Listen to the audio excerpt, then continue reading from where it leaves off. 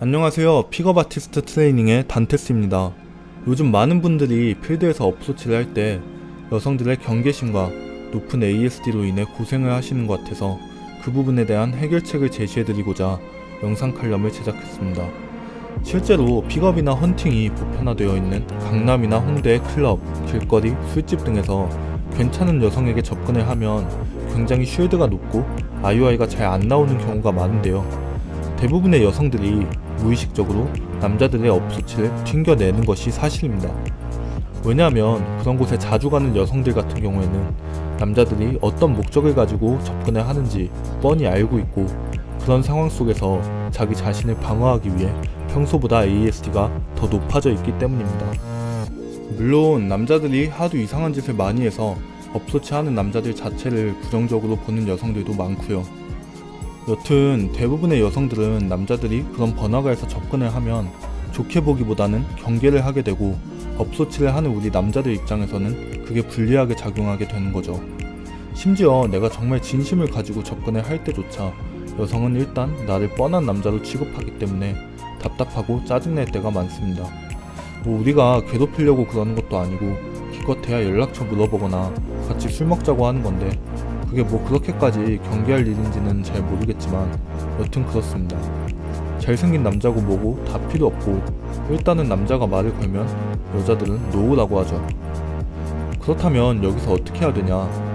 많은 남자들이 이런 상황에서 여성에게 끈질기게 달라붙어서 어트랙션을 넣는답시고 유머를 던지거나 아니면 이런저런 반격기들을 사용합니다. 예를 들면 내가 무슨 말 할 줄 알고 벌써부터 거절하는 거냐, 아니면 여자한테 왜 이렇게 무례하냐, 원래 그렇게 사람 무시하냐, 이런 식으로 하죠. 근데 이런 방법들이 그렇게 잘 먹히지는 않습니다. 그 여자들은 애당초 우리가 뭘 하든 이미 들을 생각 자체가 없는 상태니까요. 그래서 결국 남자들은 자존심이 상하니까 포기하고 뭐 못생긴 게 어쩌고 저쩌고 이러면서 여자 욕만 하게 되죠. 저도 그랬었습니다, 예전에. 솔직히 잘못한 것도 없는데 자꾸 까이니까 여자들 자체가 싫어지고, 그녀들이 가지고 있는 ASD도 짜증나고 계속해서 여자를 탓하게 됐죠. 근데 어찌됐든 분명한 사실은 그 모든 상황들 속에서도 저는 결과를 내기를 원했다는 겁니다. 이것만큼은 아주 확실했죠. 그리고 또 한편으로는 내 매력이 진짜라면, 내가 정말 매력적인 남자라면 상황이 어떻든 보편적으로 통해야 한다 라는 믿음이 있었습니다. 물론 그 당시에도 제가 아예 여자를 못 만나거나 업소치를 전부 실패하거나 그런 건 아니었지만, 뭔가 운에 의해 얻어 걸리는 것 같은 느낌이 있었고, 픽업 아티스트는 그러면 안 된다고 생각했던 거죠. 저는 어떤 상황에서든 원하는 여성이 보이면 놓치지 않고 유혹할 수 있는 남자가 되기 위해 픽업을 시작했고, 그게 만족스러운 연애를 위한 길이라고 믿었으니까요. 그래서 그런 상황들을 뚫을 수 있는 방법들을 찾기 위해서 더 열심히 업소치를 하기 시작했는데, 처음에는 굉장히 많은 시행착오를 겪었습니다. 왜냐하면 보통 사람들에게 업소치를 잘할 수 있는 방법을 물어보면 패션이나 바이브, 멘트 등을 중요하게 생각하는 경향이 있습니다. 그리고 시중의 연애 컨설팅 업체들에서 가르치는 내용들도 그런 것들이기 때문에 저 또한 처음에는 그런 관점에서 문제를 해결하려고 했고 수많은 업소치를 했던 거죠. 하지만 그건 본질적으로 여성의 경계심을 무너뜨릴 수 있는 방법이 아니었습니다. 내가 아무리 매력적인 외모를 가지고 매력적인 말들을 한다고 한들 여성은 여전히 그 상황 자체에 대해서 경계심을 가지고 있을 것이기 때문이죠.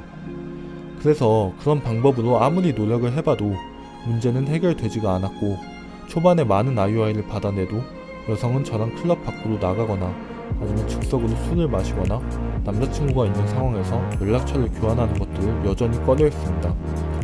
지금 돌이켜보면 문제의 본질은 여성의 경계심과 ASD를 해제하는 건데, 저는 단순히 업소치를 더 잘해야겠다는 생각으로 따누물만 파고 있었던 거죠.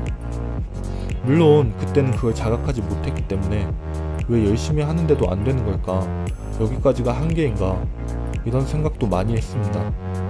하지만 정말 다행인 거는 그때까지도 제가 초심을 잃지 않고 픽업 이론을 계속 열심히 공부하고 있었다는 겁니다.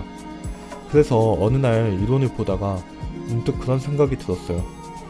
업소치도 여성과 상호작용을 하는 거고 하나의 커뮤니케이션인데, 왜 사람들은 죄다 여성을 오픈한 다음에는 일방적으로 무언가를 요구하기만 하는 걸까? 솔직히 입장을 바꿔서 어떤 여자가 갑자기 나한테 와서 한번 자자고 하면 그 여자가 아무리 이쁘고 매력적이라도 일단은 경계심이 들 텐데 그때까지는 그런 생각을 아예 하지 못했던 거죠. 그래서 그때부터 저는 업소치를 하는 방식을 완전히 바꿔서 그동안 연구해온 커뮤니케이션의 원리들을 업소치에도 똑같이 적용해보기 시작했습니다. 그리고 가장 AST가 높은 필드에 나가서 그걸 사용해보았죠. 이전과는 달리 여성에게 연락처를 물어보기 전에 최대한 많은 대화를 나누려고 했고, 대화 속에서도 가능한 많은 투자를 이끌어내고자 했습니다. 지금까지는 내가 여성에게 투자를 하고 그녀들에게 무언가를 원했다면, 이제는 반대로 여성이 나에게 투자를 하고 내가 그녀들에게 보상이 될 수 있게끔 프레임을 뒤집었던 거죠. 사실 써보기 전에는 별거 아니라는 생각도 했었지만 결과는 정말 많이 달랐습니다. 물론 여성들은 여전히 AST가 있었고 말을 걸면 경계하는 모습을 보이기도 했지만, 제가 영향받지 않고 계속해서 대화를 이끌어 나가니까 조금씩 오픈된 모습을 보여주기 시작했습니다.